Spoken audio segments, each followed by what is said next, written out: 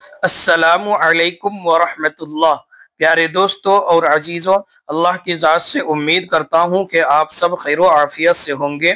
قصص النبیین للاطفال دوسری جلد کا سبق نمبر 28 یعنی حضرت ہود علیہ السلام کے قصہ میں سے سبق نمبر 6 آج پڑھیں گے۔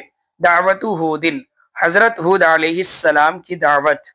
وقام ہود فی قومہ یدعو ویقول، اور کھڑے ہوئے حضرت ہود علیہ السلام فی قومہ اپنی قوم میں، یدعو بلاتے ہیں، ویقول اور کہتے ہیں، یعنی حضرت ہود علیہ السلام اپنی قوم کے لوگوں کو اللہ کی طرف بلاتے ہیں، ویقول اور کہتے ہیں، یا قومی، اے میری قوم، اعبدوا اللہ، اللہ کی عبادت کرو، ما لکم، تمہارا نہیں ہے، من الہ، کوئی معبود، غیرہ، اس کے سوا، تمہارا اللہ کے سوا کوئی معبود نہیں ہے۔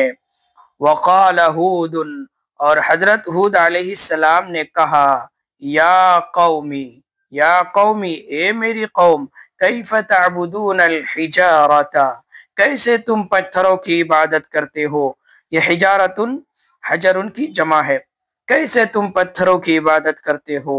ولا تعبدون الذی خلقکم، اور تم اس کی عبادت نہیں کرتے ہو کہ جس نے تم سب کو پیدا کیا ہے، کہ جس نے تم سب کو پیدا کیا اس کی کیوں عبادت نہیں کرتے ہو۔ یا قومی هذه الحجارة التي نحتموها امس کیف تعبدونها اليوم، اے میری قوم، یہ وہی پتھر جن کو تم نے گزشتہ کل تراشا، کیسے آج تم ان پتھروں کی عبادت کرتے ہو۔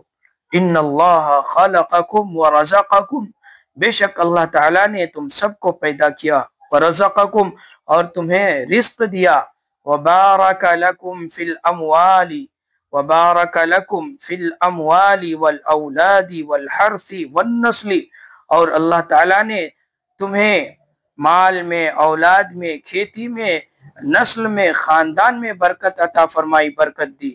وَجَعَلَكُمْ خُلَفَاءَ مِنْ بَعْدِ قَوْمِ نُوحٍ، اور تم کو حضرت نوح علیہ السلام کی قوم کے بعد جانشی بنایا، خلیفہ بنایا۔ وَرَزَقَكُمْ قُوَّةً فِي الْجِسْمِ، اور تم کو جسم میں قوت عطا فرمائی، قوت دی، یعنی تمہیں جسمانی قوت سے سرفراز کیا، تمہیں جسمانی قوت عطا کیا۔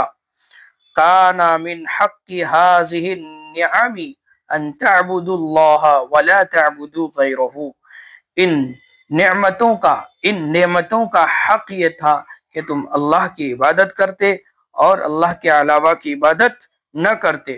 ان هذا الكلب الذي ترمون الیہ بعظم لا يفارق بیتکم ویتبعکم كالظل، بے شک یہ وہ کتا جس کی طرف تم ہڈی پھینک دیتے ہو، بعظم، ہڈی، جس کی طرف تم ہڈی پھینکتے ہو، لا یفارق بیتکم، وہ تمہارے گھر سے جدا نہیں ہوتا ہے، تمہارے گھر سے الگ نہیں ہوتا ہے، ویتبعکم، اور تمہارے ساتھ رہتا ہے، کالظل، سایہ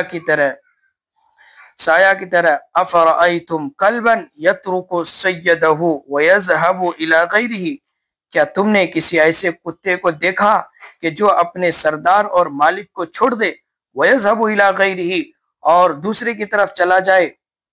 اورأیتم حیوانا یعبد حجرا، کیا تم نے کسی ایسے حیوان اور جاندار کو دیکھا جو پتھر کی عبادت کرتا ہو۔ اورأیتم حیوانا یسجد لصنم، کیا آپ لوگوں نے کسی ایسے حیوان کو دیکھا جو بتوں کو سجدہ کرتا ہو، یسجد لصنم، جو بت کو سجدہ کرتا ہو۔ هل الانسان اذل من الحیوان، کیا انسان حیوان اور جانور سے بھی زیادہ ذلیل ہے۔ ام ہوا اجل من الحیوان، یا وہ یعنی انسان حیوان اور جانور سے عظمت والا ہے، عظیم ہے۔